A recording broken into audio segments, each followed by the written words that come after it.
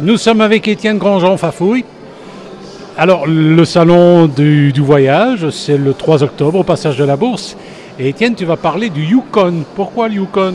Le Yukon, c'est un pays canadien et c'est surtout pour moi une rivière, la Hess River, que j'ai eu l'honneur, le plaisir et l'agrément de descendre il y a quelques années en kayak, en solitaire, en presque solitaire. Nous étions deux, au milieu des ours, des élans, des castors et des moustiques. Et nous avons eu la possibilité de prendre quelques photos entre deux coups de pagaie et des photos pittoresques de toute cette faune, de cette flore et de cette nature gigantesque qu'est le Yukon au Canada.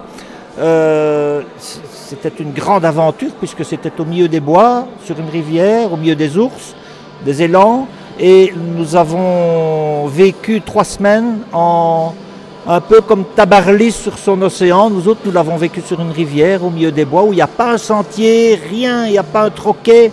On avait ce qu'il fallait pour manger, bien sûr, tout en poudre, même du vin en poudre. Ce qui était vraiment curieux pendant ce voyage, c'est la solitude. 3 semaines en vis-à-vis, on s'est bien entendu, hein, mais ne voir personne, pendant 3 semaines, c'est vraiment une expérience bizarre. Et les premiers êtres humains que nous avons croisés après 3 semaines de voyage, on les a presque bouffés parce que, non pas qu'on mourait de faim, mais on mourait de contact.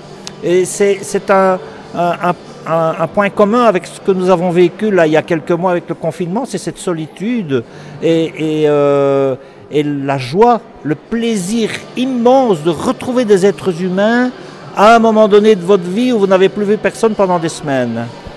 Vous n'avez pas trop fait peur aux ours?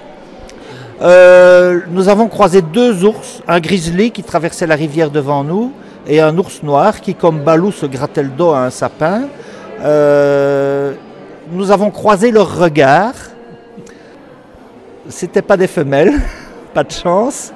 Mais dans le regard d'un ours, il y a cette petite lueur d'appétit qui vous fait penser que lorsqu'il vous toise, il est en train de s'imaginer une petite recette à la belge. Merci.